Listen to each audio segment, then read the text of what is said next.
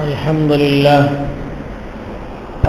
لله نحمده ونستعينه ونستغفره ونؤمن به ونتوكل عليه ونعوذ بالله من شرور أنفسنا ومن سيئات أعمالنا من يهده الله فلا مضل له ومن يضلله فلا هادي له ونشهد أن لا إله إلا الله وحده لا شريك له ونشهد أن سيدنا ومولانا محمدا عبده ورسوله وصلى الله تعالى عليه وعلى آله وأصحابه أجمعين أما بعد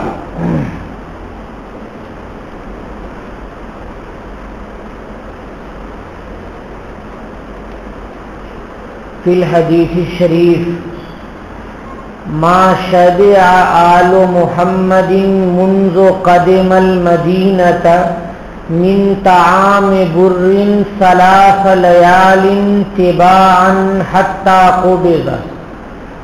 وفي حديث آخر ما شبع آل محمد من خبز الشعير يومين متتابعين حتى قبض. وفي حديث آخر ما شبع رسول الله صلى الله عليه وسلم شبعتين في يوم حتى فارق الدنيا.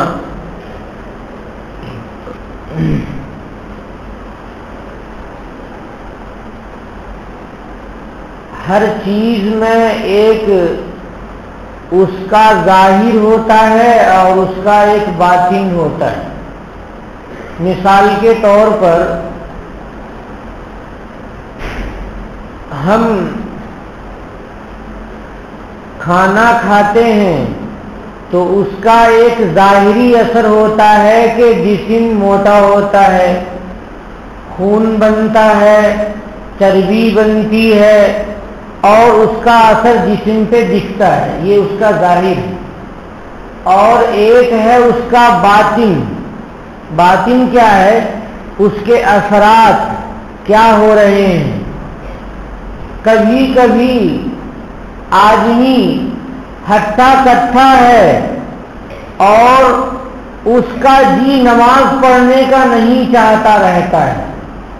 کبھی آدمی صحت مند ہے اور تسبیح پڑھنے کے لیے زبان تیار نہیں ہو رہی ہے. آدمی صحت مند ہے مگر وہ دینی مجلس میں بیٹھنے کی ہمت نہیں رکھتا ہے. آدمی صحت مند ہے مگر وہ قرآن پاک کی تلاوت نہیں کرنا چاہ رہا ہے.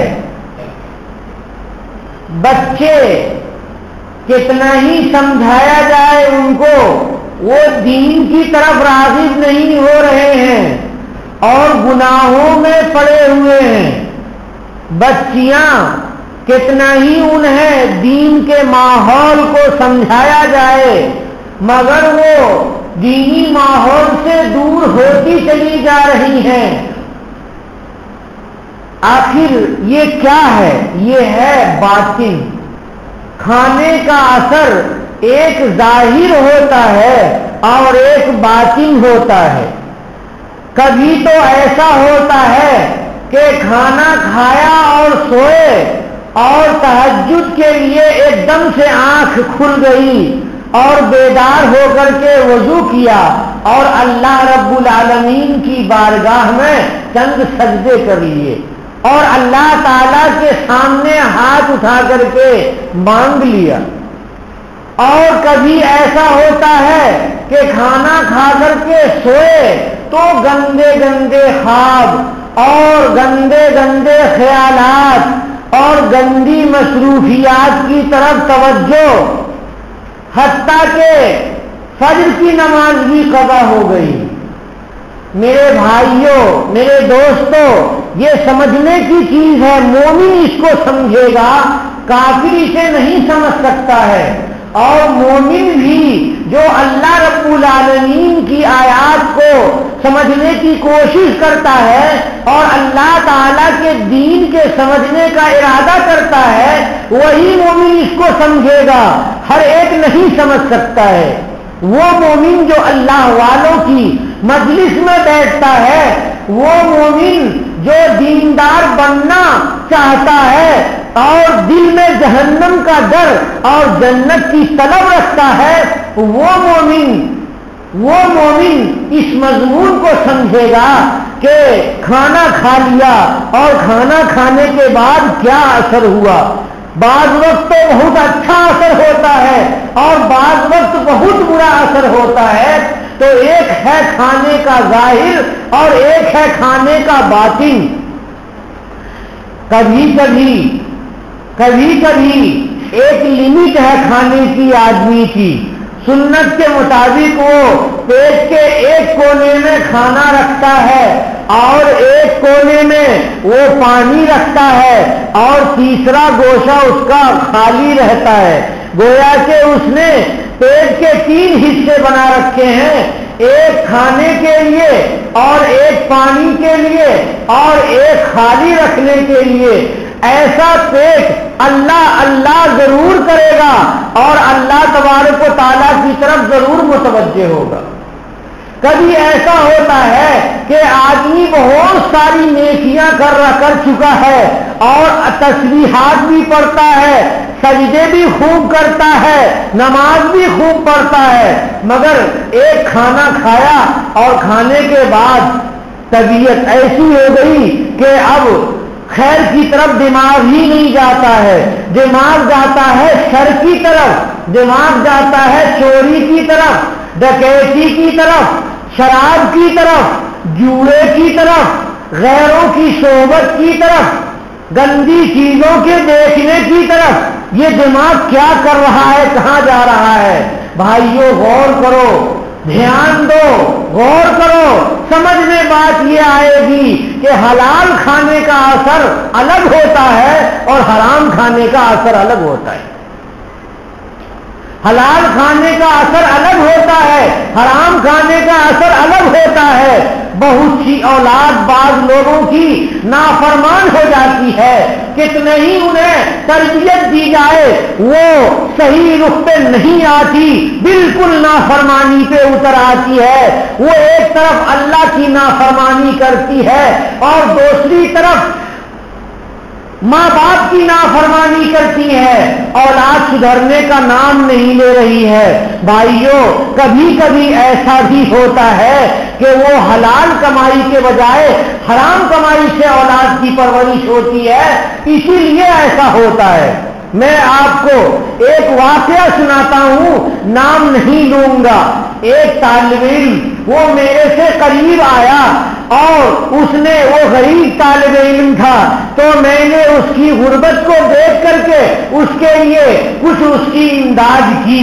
وہ اور بھی قریب ہوا اور یہاں تک کہ کئی سال پڑھا اور پڑھنے کے بعد فارغ ہوا۔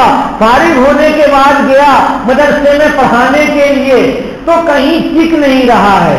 ایک مدرسے سے دوسرے مدرسے میں گیا، وہاں بھی اس کو کوئی پسند نہیں کر رہا ہے، کوئی لائق نہیں کر رہا ہے، طرح طرح کی نفرتیں ان سے لوگوں کو ہو رہی ہیں۔ جب وہ آیا ہمارے پاس تو میں نے کہا کہ بھائی یہ عجیب بات ہے کہ تم جہاں بھی جا رہے ہو وہاں لوگ تم سے نفرت کرتے ہیں، آخر وجہ کیا ہے؟ اور میں نے اس لیے بھی پوچھی کہ میرے پاس بھی آتا تھا تو میرا دل متوجہ نہیں ہوتا تھا اس کی طرف، تو اس لیے میں نے یہ بات پوچھی کہ کوئی بات ہے کہ تم اپنی زندگی کے باطنی حالات مجھے تم بتاؤ۔ تو اس نے کہا کہ مولانا میں کیا بتاؤں آپ کو، میری زندگی کی حالت یہ ہوئی کہ میری پرورش سود کے پیسے سے ہوئی، میری پرورش میرے گھر میں سود کے پیسے سے ہوئی ہے، اسی لیے مجھے ایسا لگتا ہے کہ میں کسی کے قریب ہوتا ہوں تو کسی کو میں بھاتا نہیں ہوں۔ بتائیے حرام پیسے سے جو پرورش ہوئی اس پرورش کا کیسا اثر ہے کہ انسان ان کو نفرت ہے، حالانکہ وہ علم دین پڑھا ہوا ہے، اس کے باوجود لوگوں کو نفرت ہے اس سے، لوگ دور ہو رہے ہیں اس سے۔ یہ حرام کھانے کا اثر ہے، حرام کمائی کا اثر ہے۔ تو حرام سے اگر کوئی کسی کی پرورش ہو تو وہ فرما برداری کی طرف نہیں آئے گا، اور اس طالب علم کو دیکھا کہ اس کی طبیعت بھی نیکی کے بجائے برائی کی طرف جا رہی ہے، تو میں نے اسے کہا کہ دیکھو جو ہو گیا تو ہو گیا، آئندہ تم اللہ رب العالمین سے عہد کرو کہ حرام پیسے سے، حرام لقمے سے ہم قریب نہیں ہوں گے، اور حرام پیسے کو ہم اپنی ذات پہ خرچ نہیں کریں گے، اور اللہ رب العالمین کے پاس جا کر کے سجدہ کر کے آج سے توبہ کرو، اور توبہ کرو، تہجد کی نماز شروع کرو، اور اس وقت اللہ رب العالمین سے رو کر کے سجدے میں جا کے آنسو نکال کر کے دعا کرو، نماز پوری پڑھ لو، پڑھنے کے بعد سجدے میں گر جاؤ اور دعا کرتے کرتے آنسو نکالو اللہ رب العالمین کی بارگاہ میں، تو تمہاری باطن کی دنیا بدل جائے گی، اور لوگ جو نفرت کرتے ہیں وہ تم سے محبت کرنے لگیں گے۔ اس نے کہا کہ میں عہد کرتا ہوں کہ میں ایسا ہی رہوں گا، اور اس عہد اور وعدے کے بعد وہ میرے یہاں سے گیا۔ اس کے بعد میرے پاس کوئی شکایت نہیں آئی کہ اس سے لوگ نفرت کر رہے ہوں یا وہ کہیں ٹک نہیں رہا ہو، ایسی کوئی شکایت مجھے نہیں ملی۔ میرے بھائیوں اور دوستوں، حلال کھانا اور حرام کھانا دونوں میں دیکھنے میں فرق نہیں ہوتا ہے، مگر باطنی فرق ہوتا ہے۔ باطنی آنکھیں بھی دیکھتی ہیں، اور باطنی جو مکاشفات ہوتے ہیں بزرگوں کے وہ بھی دیکھ لیتے ہیں۔ ایک بڑے اللہ والے کے بارے میں لکھا ہوا ہے کہ وہ ایک جگہ ایک بزرگ کے گھر میں مہمان ٹھہرے، اور انہوں نے ان کی ضیافت کی گئی۔ جب کھانا سامنے آیا تو انہوں نے ہاتھ روک لیا، کہا کہ تمہارے اتنے اچھے گھر میں کہاں سے سور کی بدبو آ رہی ہے، تم اس کھانے کو ہٹاؤ، میں نہیں کھاؤں گا۔ اب وہ پریشان ہوا کہ حضرت میرے گھر میں ہے اور آپ ایسی بات کر رہے ہیں، کہنے لگے کہ میں کیا کروں، میرا دل ہی کہہ رہا ہے ایسا۔ اندر جا کر کے معلوم کیا تو اندر جا کر کے عورتوں نے بتایا کہ عجیب بات ہے کہ ایک ہمارے پڑوس ہیں وہ کہہ رہے تھے، پڑوسن ہیں وہ کہہ رہی تھی کہ آپ کے پاس فلاں بزرگ صاحب آئے تو مجھے بھی ضیافت کرنے کا موقع دیجیے، تو اس لیے اس مرتبہ اس نے ہی کھانا بنا کر کے بھیجا ہے۔ معلوم کیا تو معلوم ہوا کہ سود کے پیسے اس کے گھر میں آتے ہیں۔ کائے کے پیسے؟ سود کے پیسے اس کے گھر میں آتے ہیں۔ اس لیے بزرگ صاحب کے دل میں کے قلب پہ اس کا اثر ہوا اور ہاتھ اٹھا کر کے اس کھانے کو نہیں کھایا۔ کیوں کہ سود کا پیسہ تھا۔ تھوڑی دیر کے بعد انہوں نے کہا کہ حضرت اب نیا کھانا بنتا ہے آپ کے لیے، اور کوئی ہلکا سا کھانا تیار کیا اور وہ گھر کا تھا، ان کو لا کے دیا تو کہا کہ ہاں یہ ٹھیک معلوم ہو رہا ہے، اور اس کو کھا لیا۔ اللہ والے بزرگان اپنی فراست سے کیا کیا نہیں سمجھتے ہیں، قلب کے احوال حلال کھانے سے الگ ہوتے ہیں، حرام کھانے سے الگ ہوتے ہیں۔ بھائیوں، خاص طور سے جو گوشت آتا ہے پیک بنا ہوا اور بہت سارے ملکوں سے وہ امپورٹ ہوتا ہے، اس کا خیال رکھنا بہت زیادہ ضروری ہے کہ بہت سے ممالک میں حلال کا اور حرام کا فرق نہیں ہوتا ہے۔ غیر مسلمین ملازمین جگہ کر کے اور گوشت کو تیار کر کے پیک کر کے اور مسلج کر کے یعنی فریزر کر کے اور بھیج دیتے ہیں ملکوں میں، اور وہاں لوگ مسلمان خرید لیتے ہیں، اور خرید لینے کے بعد اثر عجیب و غریب ہوتا ہے۔ میں بہت بڑا بزرگ نہیں ہوں بھائی، اور میرے کوئی مکاشفات وغیرہ بھی نہیں ہے، مگر ظاہر سی بات ہے کہ دل ہے اور اللہ رب العالمین پر ایمان رکھتا ہوں۔ ایک مرتبہ ابھی گزشتہ سال عمرے میں گیا، اللہ تبارک و تعالیٰ نے قبولیت کا سفر عنایت فرمایا، تو وہاں گیا، میری حالت بہت اچھی تھی، بہت اچھی تھی، صبح سے لے کر کے فجر کے تہجد کے وقت سے لے کر کے میں بیٹھا رہتا تھا مسجد نبوی میں. کہیں تو شہر میں بیٹھا ہوں, کبھی اندر مسجد میں جا کے حضور کے بنائے ہوئے حصے میں, کہیں ریاض الجنہ میں, اور کہیں حضرت عمر کی توسیع میں, کہیں حضرت عثمان کی توسیع شدہ حصے میں, کبھی روضہ پاک کے سامنے سلام کرنے جاتا تھا, السلام علیکم یا رسول اللہ. کبھی جنت البقیع میں جا رہا تھا, اور کبھی صفا کے چبوترے پہ بیٹھ کر کے صحابہ کی سنت کے مطابق کچھ عبادت کر لیتا تھا اور کچھ قرآن پاک کو پڑھ لے رہا تھا. لیکن شام کے وقت میں عشاء کے بعد جی چاہا کہ کھانا کھا لیتے ہیں. میرا ایک شاگرد, اسے معلوم ہوا کہ میں وہاں پہنچا ہوں, وہ آ گیا اور آنے کے بعد دیکھا کہ سامنے ہوٹل ہے, جا کر کے گوشت لے لیا, ہم نے کھا لیا. کھانے کے بعد عجیب کیفیت ہو گئی, طبیعت بالکل ڈھیلی ہو گئی, اب نشاط ہی نہیں, عبادت کرنے کا جی نہیں چاہ رہا ہے.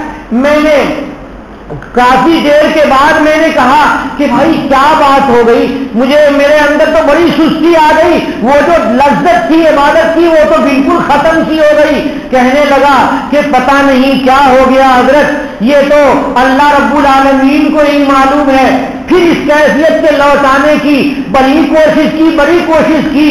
کل ہو کر کے جا کے بہت زیادہ اللہ تبارک و تعالیٰ سے رویا, اور بہت زیادہ مسجد میں بیٹھ کر کے اللہ کی طرف متوجہ ہوا کہ اللہ یہ دل آپ کا دیا ہوا ہے, مسافر کا اللہ اس لیے ہوٹل میں کھا لیا, اے اللہ میرے گناہ کو معاف کر دیجئے, میری وہ پچھلی کیفیت کو واپس فرما دیجئے. تب وہ کیفیت پھر واپس ہوئی, اور تب عبادت میں جی لگنے لگا, تب دعاؤں میں جی لگنے لگا. میرے بھائیوں, میرے دوستوں, میں نہیں کہہ سکتا ہوں یقین کے ساتھ کہ ہوٹل میں حرام گوشت پکا تھا, لیکن شبہ ایسا ہو سکتا ہے, ایسا شبہ ہو سکتا ہے کہ ہوٹلوں میں جو گوشت آتے ہیں تو بہت سی کمپنیوں کے گوشت ہوتے ہیں, وہاں پہ آپ جائیں گے تو معلوم ہوگا بہت سے ملکوں کے گوشت ہوتے ہیں. تو بعض ممالک سے گوشت بڑے سستے آتے ہیں اور بعض ممالک کے گوشت مہنگے ہوتے ہیں. اب وجہ کیا ہوتی ہے وہ مجھے نہیں معلوم. تو ہوٹل والے عام طور سے سستی کمپنی کے گوشت لا کر کے وہ بناتے ہیں, وہ بھی مسلمان ہوتے ہیں, ایسا نہیں کہ وہ غیر مسلم ہوتے ہیں. اور بعض وقت ایسا بھی ہوتا ہے, مدینہ پاک اور مکہ مکرمہ کو تو میں کچھ بھی نہیں کہتا. واٹس ایپ پہ ایک مرتبہ ایک میسج آیا, میرے دوست نے بھیجا, معلوم ہوا کہ جدہ میں, جو جس کو جدہ بھی کہتے ہیں جدہ بھی کہتے ہیں, تو جدہ جدہ یا جدہ, وہاں ایسا ایک ہوٹل میں بڑے لوگوں کی بھیڑ لگی ہوئی رہتی تھی. کھانے کے لیے لوگ ایک دم جاتے تھے اور گوشت تل تل کر کے, بکرے کا گوشت تل تل کر کے اور لوگوں کو دیا جاتا تھا, اور لوگوں کی بھیڑ لگی رہتی تھی. اب حکومت نے یہ سوچا کہ کیا بات ہے اس ہوٹل میں کہ اتنی بھیڑ لگ جاتی ہے لوگوں کی. اس کے بعد جاسوسی شروع ہوئی, تو معلوم یہ ہوا کہ ڈبے میں زندہ کتے پارسل ہوتے تھے. اس ہوٹل میں زندہ کتے پارسل ہوتے تھے, اور بہت سے گوشت میں کتے ذبح کیے ہوئے پائے گئے, بہت سے چمڑا چھیلے ہوئے پائے گئے, اور جو باورچی روسٹ کرتا تھا, بھونتا تھا, وہ بھی رنگے ہاتھوں پکڑا گیا. تو یہ بتائیے کہ وہ حرم کی زمین میں بھی بعض لوگ حرام کھلانے کے لیے یہ غیر مسلمانوں کی دعا کو قبول ہونے سے روکنے کے لیے وہ کچھ نہیں کر سکتے ہیں, لیکن وہ کرتے تو یہ کرتے ہیں کہ مسلمانوں کو کتے کھلا دیتے ہیں, مسلمانوں کو بغیر بسم اللہ کے ذبح کیے ہوا ذبیحہ کھلا دے رہے ہیں. وہ کیوں کھلا رہے ہیں؟ اس لیے کھلا رہے ہیں کہ مسلمان وہاں سے جا کے خانہ کعبہ میں دعا کریں گے تو ان کی دعا قبول نہیں ہوگی. کیوں کہ کھانا اس کا حرام ہے, اور جب وہ مدینہ پاک جائیں گے اور دعا کریں گے اس کی دعا وہاں قبول نہیں ہوگی. کیوں نہیں قبول ہوگی؟ اس لیے کہ کھانا اس کا حرام ہے۔ بندہ اللہ کے سامنے ہاتھ اٹھاتا ہے اور دعا کرتا ہے اے اللہ قبول کر لے، تو فرشتہ کہتا ہے قبولیت نہیں ملے گی، کیوں کہ تیرا کھانا حرام ہے، اور قبولیت نہیں ملے گی کیوں کہ تیرا کپڑا حرام ہے، قبولیت نہیں ملے گی کیوں کہ تم جہاں رہ رہے ہو وہ جگہ حرام ہے۔ یہ ہوتا کیا ہے کہ حرام پیسے اور رشوت کے پیسے، سود کے پیسے لے کر کے بلڈنگ بنا دیتے ہیں اور لکھ دیتے ہیں ھذا من فضل ربی، یہ میرے پروردگار کا فضل ہے۔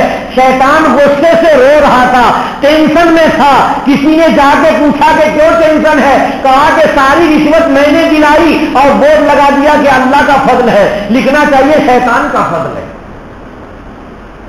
تو اس لیے حلال اور حرام میں تمیز نہیں کرنے والا انسان، حلال کو چھوڑ کر کے حرام کی طرف جانے والا انسان روحانیت نہیں پا سکتا ہے، اللہ کے دین کو اور صالح اعمال کو نہیں پا سکتا ہے، قبولیت اس کو اللہ رب العالمین کی بارگاہ میں حاصل نہیں ہو سکتی ہے۔ سرکار دو عالم صلی اللہ علیہ وسلم نے ارشاد فرمایا الحلال بین والحرام بین وبینہما مشتبہات، کہ حلال بھی واضح ہے اور حرام بھی واضح ہے، حلال اور حرام کے بیچ میں بعض جگہ میں شبہ ہوتا ہے، شبہ پیدا کرنے والی چیزیں ہیں، اس لیے من استبرأ الشبہات فقد استبرأ لدینہ وعرضہ، وہ مومن جو شبہے سے بچ جاتا ہے اور وہ مومن جو حلال ہے یا حرام ہے اس کو کنفیوژن ہے، اس کنفیوژن کے وقت میں وہ دور ہو جاتا ہے۔ تو کہتے ہیں نبی کریم صلی اللہ علیہ وسلم کہ اس وہ بری ہو گیا اپنے دین کے لیے، وہ بری ہو گیا اپنی عزت کے واسطے، تو اس کی وہ دین بھی صحیح سالم رہ گیا اور اس کی عزت بھی صحیح سالم رہ گئی۔ یہ جناب محمد رسول اللہ صلی اللہ علیہ وسلم بتاتے ہیں، اس لیے کھانا کھاؤ لیکن جہاں پہ حرام کا شبہ ہو تو اس سے بچ جاؤ، یہ ہے ایمان، وہاں پہ مسلمان پہچانا جاتا ہے۔ حیدرآباد سے میں دلی جا رہا تھا ایئر انڈیا سے، تو میں داخل ہوا، بہت بڑا جہاز تھا، میں نے سوچا کہ بھائی یہ تو ڈومیسٹک جہاز اتنا بڑا ہوتا نہیں ہے کہ 450 500 سیٹیں تھی اس میں، تو میں نے بازو والے سے پوچھا بھائی کہاں جا رہے ہو؟ کہا شکاگو جا رہے ہیں۔ میں نے کہا اس کا مطلب یہ جو بورڈنگ کارڈ دینے والے نے غلطی کر دی کہ مجھے جانا ہے دلی اور شکاگو کے جہاز پہ بیٹھا دے رہا ہے، لگ رہا ہے مفت میں امریکہ جا کے واپس آؤں گا۔ خیر میں نے دوسرے سے پوچھا کہ بھائی آپ کہاں جا رہے ہو؟ کہا میں دلی جا رہا ہوں۔ میں نے کہا آپ ٹھیک ہوا، اس کا مطلب ہے کہ وایا دلی ان لوگوں کو جانا ہے شکاگو۔ بہرحال تھوڑی دیر کے بعد کھانا آیا اور ایئر ہوسٹس بڑے لطافت سے کہہ رہی تھی حلال حلال، کھائیے کھائیے حلال۔ تو میں نے کہا تمہارا نام کیا ہے؟ تو اس نے کوئی غیر مسلم نام بتایا۔ تو میں نے کہا نہیں آج وہ سبزی کھانے کا ارادہ ہے، نان ویج کا ارادہ نہیں ہے، ویج کا ہی ارادہ ہے۔ تو وہ ہنسنے لگی اور چلی گئی۔ دوسرے تیسرے لوگوں نے کھا لیا ہے۔ کہتے ہیں کہ ہوائی جہاز میں جو سپلائی کرتے ہیں وہ مسلمان کا ذریعہ سپلائی کرتے ہیں، کہتے ہیں کہ ٹرین میں جو سپلائی ہے وہ بھی مسلمان کا ذبح کیا ہوا اور حلال کی سپلائی ہے، لیکن بھائیو وہاں پر تھوڑا سا شبہ ہو جاتا ہے۔ تو اس شبہ کے وقت میں اپنے دین کے بچانے کے لیے، اپنی عزت کے بچانے کے لیے نبی کریم صلی اللہ علیہ وسلم کی سنت کے مطابق وہاں پر چھوڑ دو۔ من استبرأ الشبہات، کہ جس نے شبہات کو چھوڑ دیا فقد استبرأ لدینہ، وہ اپنے دین کے لیے بری ہو گیا، وہ عزہ، اپنی عزت کے لیے وہ بری ہو گیا۔ نبی کریم جناب محمد رسول اللہ صلی اللہ علیہ وسلم کی زندگی کا معائنہ کیجئے، مطالعہ کیجئے تو حضور اور صحابہ حرام سے بہت دور رہتے تھے، بہت دور رہتے تھے۔ حضرت شیخ الہند رحمۃ اللہ علیہ کے بارے میں آپ نے سنا ہوگا یا نہیں سنا ہوگا تو آج سن لیجئے کہ حضرت شیخ الہند رحمۃ اللہ علیہ کو مالٹا کی جیل میں جب ڈال دیا گیا تو وہاں پر ثلاجے کے اندر اس زمانے میں جو فریج کا زمانہ نہیں تھا وہ برف کی سل کے بیچ میں گوشت کو رکھا کرتے تھے، تو معلوم یہ ہوا کہ 20-20 سال سے گوشت رکھا ہوا ہے، اور ایسا ہی ہے جیسے ذبح کر کے پہلے دن رکھتے ہیں فریج میں، ویسا ہی حفاظت سے رکھا ہوا ہے، مگر وہاں پر حلال ہے یا حرام ہے معلوم نہیں تھا۔ حضرت شیخ الہند رحمت اللہ علیہ کے ساتھ حضرت مولانا حسین احمد مدنی رحمت اللہ علیہ بھی تھے، اور کئی 4-5 ساتھی تھے وہاں پر، جب یہ حضرت کے سامنے یہ واضح نہیں ہو سکا کہ یہ گوشت کہاں سے آیا ہے، کسی نے نہیں بتایا مالدہ کی جیل میں کہ یہ گوشت کہاں سے آتا ہے، تو بہت سارے علماء بھی تھے، ان علماء نے کہا کہ اتنی زیادہ تفتیش تحقیق میں نہیں پڑنی چاہیے، جیل کا جو کھانا آتا ہے وہ کھا لینا چاہیے، وہاں کھانا بنانے کے لیے ساری چیزیں جیل کی طرف سے دے دی جاتی تھی۔ حضرت نے کہا کہ نہیں کھائیں گے۔ ان لوگوں نے کہا کہ اگر یہ گوشت آپ نہیں کھائیں گے تو ایسا کر سکتے ہیں کہ باہر سے خرگوش لا کر کے اور ذبح باہر ہی کیا جائے گا اور آپ کو یہاں پہنچا دیا جائے گا۔ تو کہنے لگے کہ یہی تو بات ہے کہ ذبح کون کرے گا ہمیں پتا نہیں ہے، انگریزوں نے مجھے یہاں ڈالا ہے تو انگریز ہی کا ملازم کوئی ذبح کرے گا اور ذبح کر کے یہاں پہنچائے گا، اس لیے گوشت نہیں کھانا ہے، اور سبزی کھانی ہے یا بھوکے رہنا ہے، روزہ رہ کر کے گزار لیں گے، ہلکا پھلکا کوئی کچھ کھا کر کے گزار لیں گے۔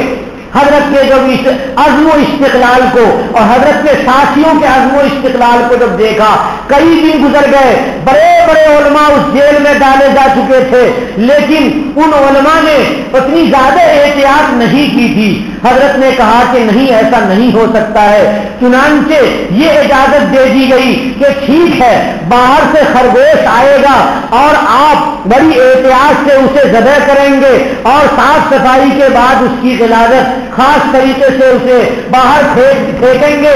تب ان شرطوں کے ساتھ حضرت کو اجازت ملی، تو اب خرگوش کھانے لگے اور خرگوش کے گوشت کی لذت لینے لگے۔ اس کے بعد باہر سے جو جنگلی مرغے ہوتے ہیں ان کی بھی اجازت مل گئی، تو مرغے کھانے لگے، اور اللہ تبارک و تعالیٰ نے ایک انتظام فرمایا۔ تو حضرت نے احتیاط کی تھی، حضرت کے ساتھیوں نے احتیاط کی تھی۔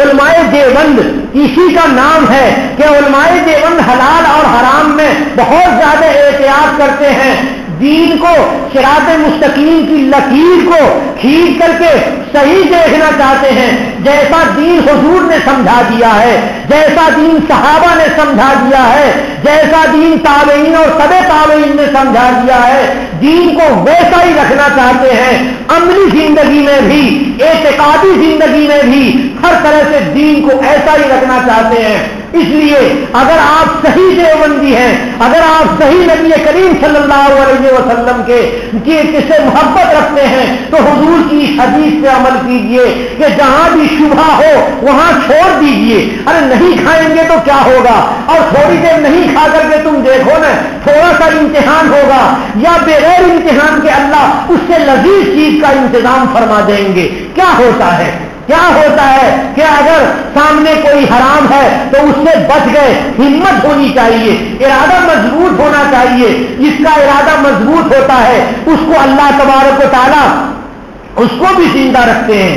اور میرے محترم، ایک تو ہے حرام سے بچنا اور ایک ہے بہت زیادہ کھانے سے بچنا، ایک ہے حرام سے بچنا، ایک ہے بہت زیادہ کھانے سے بچنا۔ سرکار دو عالم صلی اللہ علیہ وسلم کا حال دیکھیے، کیا تھا، پورا مہینہ گزر جاتا تھا، چولہا نہیں جلتا تھا، کھجور وغیرہ ہوتی تھی، اسی کو کھا کر کے اور پانی نوش فرما لیا کرتے تھے، ایسے ہی زندگی چلتی تھی۔ حدیث شریف میں ہے، دیکھیے نبی کریم صلی اللہ علیہ وسلم کے سلسلے میں محدثین نے نقل فرمایا ہے، بخاری شریف کی روایت ہے، ما شبع آل محمد منذ قدم المدینہ، نبی کریم صلی اللہ علیہ وسلم کا خاندان جب سے مدینہ آیا تب سے گیہوں کی روٹی سے، یعنی گیہوں کے من طعام بر، گیہوں کے کھانے سے یہ پیٹ بھر کر کے نہیں کھایا، ثلاث لیال، 3 رات تک، लगातार 3 दिन तक गेहूं की रोटी भी नसीब नहीं होती थी सरकार दो आलम सल्लल्लाहु अलैहि वसल्लम को। एक दिन अगर चूल्हा जला और रोटी पक गई तो फिर अगले दिन नहीं, एक महीने के बाद फिर चूल्हा जलाने की नौबत आती थी। सलास लयालिन तिबान, लगातार 3 दिन गेहूं की रोटी भी नसीब नहीं होती थी। हत्ता खोबेगा, यहां तक कि रसूलुल्लाह सल्लल्लाहु अलैहि वसल्लम उठा लिए गए और हुजूर की रूह कब्ज कर ली गई। एक दूसरी रिवायत में है कि मा शबि आल मुहम्मदिन मिन खुब्ज़ि शाइरी यौमैन मुतताबिऐन हत्ता खोबेगा, कि रसूलुल्लाह सल्लल्लाहु अलैहि वसल्लम का पूरा खानदान, उसमें कौन कौन है, हुजूर भी हैं, हजरत अली हजरत फातिमा भी हैं, हजरत हसन हुसैन भी हैं, अज़वाज मुतहरात भी हैं। जाकर के देखिए, वहां मालूम होगा कि एक हुजूर का हुजरा है और हुजूर के हुजरे के सामने जो जहां पे खड़े होकर के सलाम पढ़ते हैं, अस्सलातु वस्सलामु अलैका या रसूल अल्लाह, वो हजरत हफ्सा का कमरा है। वो हजरत हफ्सा के कमरे की जगह पे हम लोग खड़े होकर के सलाम पढ़ते हैं। हजरत आयशा के हुजरे में हुजूर आराम फरमा रहे हैं। बाई तरफ देखेंगे, यानी सलाम पढ़ करके जो आगे चलेंगे तो अज़वाज मुतहरात के हुजरात हैं और उन हुजरात को वो खाली कर दिया गया है। वहां पे बैठ करके हुजूर के पैताने पैर की तरफ बैठ करके जिक्र अज़कार करते हैं और बहुत सारे अल्लाह वाले औलिया किराम वहां बैठे हुए होते हैं। वो जो जगह है वो हजरत ज़ैनब की जगह है, हजरत ज़ैनब बिनते जहश और एक दूसरी हजरत ज़ैनब सौदा है कि उनका मकान है। हजरत सौदा का कमरा भी वहीं करीब करीब था, छोटे छोटे कमरे थे। ऐसा नहीं कि पूरी हवेली होती है, ऐसा नहीं, छोटे छोटे कमरे थे।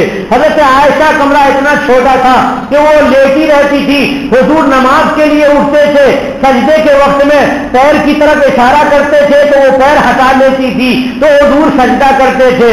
फिर जब हुजूर क़याम पे होते थे तो वो पैर सीधा कर लेती थी। इतना छोटा कमरा था नबी करीम सल्लल्लाहु अलैहि वसल्लम का। मा शबि आल मुहम्मदिन मिन खुब्ज़ि शईर, जौ की रोटी से भी नबी करीम सल्लल्लाहु अलैहि वसल्लम का खानदान लगातार 2 दिन सैराब नहीं हुआ, यानी शिकम शेर होकर के खाया नहीं। नबी करीम सल्लल्लाहु अलैहि वसल्लम ने और आपके सारे खानदान वालों ने 2 दिन भी जौ की रोटी नसीब नहीं हुई। एक रिवायत में है कि एक दिन में 2 वक्त पेट भर करके खाना ही नसीब नहीं हुआ। पूरी जिंदगी एक दिन में 2 वक्त खाना ही पूरे भर पेट नसीब नहीं हुआ। और हम लोगों के ऊपर देखिए अल्लाह का कितना बड़ा फजल है कि नाश्ता भी पूरे भर पेट करते हैं, दोपहर का खाना भी भर पेट खाते हैं, रात को भी भर पेट खा के सोते हैं और इतना खा के सो लेते हैं कि सुबह की नमाज कज़ा हो जाती है। इतना खा लेते हैं कि शुगर के पेशेंट हो जाते हैं और रोगनियात और गोश्त इतना खाते हैं कि ब्लड प्रेशर के मरीज हो जा रहे हैं खा करके। ये सब खाने की बीमारियां हैं, नहीं खाने की बीमारियां नहीं। मा शबिया रसूलुल्लाह सल्लल्लाहु अलैहि वसल्लम शबअतैनी फी यौमिन हत्ता फारक़त दुनिया। तबरानी की रिवायत है कि नबी करीम सल्लल्लाहु अलैहि वसल्लम ने पेट भर करके 2 वक्त एक दिन में खाया ही नहीं, यहां तक कि दुनिया से रुखसत हो गए। तो ज्यादा खाना भी बुरा और हराम खाना भी बुरा। हलाल कमाने की कोशिश करनी चाहिए। हलाल थोड़ा बेहतर है हराम ज्यादा से। इंसान ये देखता रहता है कि अरे जो आ रहा है आने दो, हलाल आ रहा है तो आने दो, हराम आ रहा है तो आने दो। नहीं भाइयों, हलाल के साथ जहां हराम आता है हलाल की बरकत लेकर के चला जाता है, हलाल खत्म हो जाता है। हलाल में जहां थोड़ा हराम आया तो हलाल खत्म हो जाता है। इसको वो लोग समझते हैं कि जो बारीक हिसाब रखते हैं और ध्यान दिए रहते हैं वो महसूस करते हैं कि हमारी दौलत में, हलाल दौलत में फला जगह से जो आया था वो हराम था और उसको हमने इसमें मिला करके मिक्स कर दिया। इस मिक्स करने की वजह से दौलत को हराम ने खत्म कर दिया। कैसे? जैसे कि दूध हो और एक बाल्टी दूध हो, उसमें एक कतरा पेशाब डाल दीजिए तो क्या दूध अच्छा रहेगा? नहीं, लेकिन दूध का मजा नहीं बदलेगा। آپ دیکھیں گے دودھ کا مزہ نہیں بدلے گا، لیکن دودھ خراب ہو چکا ہے، دودھ ناپاک ہو چکا ہے، دودھ حرام ہو چکا ہے۔ تو یہی حال ہے، جب حرام آ جاتا ہے حلال کے اندر تو حلال کی برکتوں کو لے جاتا ہے، بلکہ ایسا بھی ہوتا ہے کہ مال ہی سارا کا سارا غرق ہو جاتا ہے، ختم ہو جاتا ہے، برباد ہو جاتا ہے۔ حضرت امام ابو حنیفہ رحمۃ اللہ علیہ کو دیکھیے کہ تجارت کرتے تھے، ایک دن ایسا ہو گیا کہ عصر کی نماز کے وقت ہی دکان بند کر دی، کپڑے کی تجارت تھی۔ کسی نے پوچھا حضرت آپ تو مغرب کے بعد بند کرتے ہیں، آج عصر کے بعد کیوں بند کر دیا؟ کہنے لگے کپڑے کی دکان ہے، عصر کے وقت روشنی کم ہوتی ہے، عصر کے وقت آج ابر آ گیا تھا اور تاریکی آ گئی، ایسی تاریکی جیسے مغرب کے وقت میں ہو جاتی ہے، تو کوئی گراہک آئے گا تو کپڑے کو صحیح سے دیکھ نہیں سکے گا، اس کو دھوکہ ہو جائے گا دیکھنے میں، اطمینان ہوئے بغیر وہ خرید لے گا، اس لیے آج میں نے دکان پہلے بند کر دی۔ ایک دن کا واقعہ لکھا ہوا ہے کہ حضرت امام ابو حنیفہ رحمۃ اللہ علیہ نے اپنے نوکر کو یہ بتا دیا تھا، خادم کو یہ بتا دیا تھا کہ دیکھو اس کپڑے میں داغ ہے، اس کپڑے میں داغ ہے، جب کوئی آدمی خریدنے آئے تو اسے بتا دینا کہ اس میں داغ ہے، وہ نہ خریدے، یا یہ کہ اگر خریدنا چاہتا ہے تو اس کی قیمت کتنی وہ دینا چاہے گا، داغ ہونے کی وجہ سے اس سے طے کر لینا، بتا کر کے دینا، اگر وہ قبول کر لے تو سبحان اللہ، نہیں تو چھوڑ دینا۔ اتفاق سے امام صاحب چلے گئے اور نوکر تھا اس نے بیچ دیا اس مال کو۔ حضرت آئے تو کہنے لگے کہ یہ تھان بیچ دیا؟ کہا کہ ہاں بیچ دیا۔ اس میں تو داغ تھا، تم نے بتا دیا تھا؟ نہیں بتایا تھا حضرت، میں بھول گیا۔ کہنے لگے وہ پیسے کہاں ہیں؟ تو کہا یہ ہیں۔ کہے لاؤ، لے کر کے حضرت رکھ لیے تھیلی میں اور گئے۔ کہیں کہ وہ آدمی کیسا تھا؟ کہا ایسا ایسا تھا، یہ ایسا کپڑا پہنے ہوا تھا، ایسا چہرہ تھا اور ایسی داڑھی تھی، ایسا کپڑا تھا۔ تو کہنے لگے کہ ٹھیک ہے، کب گیا ہے؟ کہا ابھی گیا ہے۔ حضرت دوڑے تلاشنے لگے تو دیکھا 2-4 گلیوں کے بعد وہ آدمی مل گیا۔ کہا کہ ارے بھائی تم ہی کپڑا لے کر کے آئے ہو میری دکان سے؟ کہا ہاں۔ تو کتنے کا لے کر کے آئے ہو؟ اتنے کا۔ تو اس کپڑے میں ایک عیب ہے، داغ تھا، تم نے دیکھا نہیں، یہ داغ کو تم دیکھ لو اور یہ جو پیسہ ہے تم پیسہ لے لو، اس کے بعد دیکھ کر کے تم سمجھو کہ اس کی کتنی قیمت تم دو گے تو اس کے بعد ہی دو، اس کے بعد ہی میں قیمت لوں گا۔ اس نے اپنی دوسری جیب میں ہاتھ ڈالا اور ڈال کر کے حضرت امام صاحب کو پیسہ پکڑایا۔ کہنے لگے ایسا کیسے، یہ تم اتنا ہی پیسہ کیوں دے رہے ہو؟ کہا کہ نہیں حضرت آپ تو اللہ والے آدمی ہیں اور اتنا اچھا آدمی مجھے کبھی ملا نہیں خرید و فروخت کی دنیا میں، پوری مارکیٹ میں۔ اس وقت امام صاحب اتنے بڑے آدمی نہیں ہوئے تھے، نہیں جانے جاتے تھے امام اعظم کے نام سے، تو اتنا بڑا آدمی مجھے نہیں ملا۔ میں جو وہ پیسہ دیا تھا آپ نے جو ابھی مجھے واپس کیا ہے یہ سب کھوٹے تھے، چلنے والے نہیں تھے مارکیٹ میں نے دھوکہ دیا تھا آپ کو۔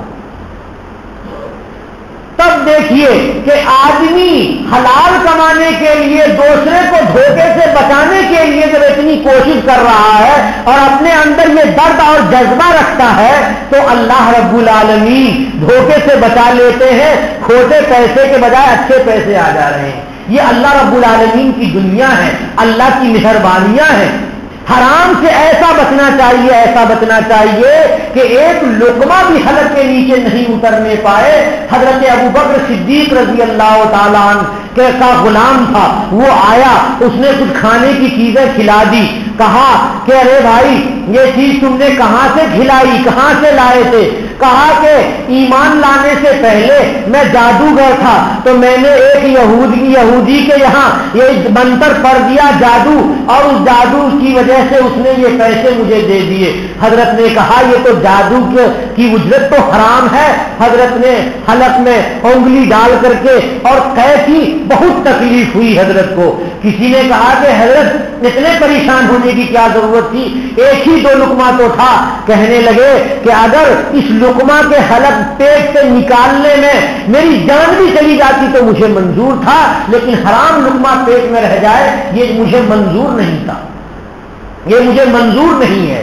حضرت امام محمد قاسم نانوتوی رحمۃ اللہ علیہ دارالعلوم دیوبند کے بانی حضرت امام قاسم رحمۃ اللہ علیہ، ان کا نام آپ نے سنا ہوگا، اتفاق سے کسی عزیز کے یہاں کھانے کے لیے مجبوراً چلے گئے، ان کی کمائی میں شبہ تھا، معلوم یہ ہوا کہ حضرت آئے اور گھر میں انہوں نے الٹی کی، معلوم یہ ہوا کہ الٹی کیوں کر رہے ہیں حضرت، کہا کہ فلاں کے یہاں کھانے میں مجھے شبہ ہو گیا تو میں ان کے شرما شرمی میں، ان کے لحاظ اور تعلق میں کھانے کے لیے شریک ہو گیا، مگر میں نہیں چاہتا کہ یہ کھانا میرے جسم کا حصہ بن جائے، اس لیے میں نے قے کر دیا اور میں چاہتا ہوں کہ میں قے کر دوں۔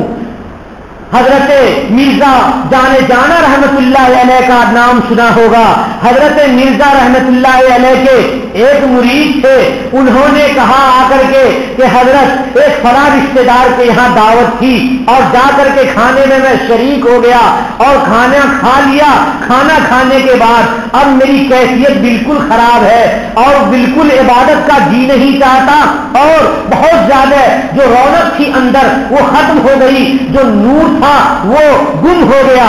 حضرت امام حضرت مرزا نے ارشاد فرمایا اوہو اب تو تمہارے اوپر پھر سے توجہ کرنی پڑے گی، تم روزانہ مجلس میں آیا کرو، تمہارے قلب پہ میں توجہ کیا کروں گا اور اس توجہ کی برکت سے پھر تمہارے دل میں نورانیت پہلی والی آ جائے گی۔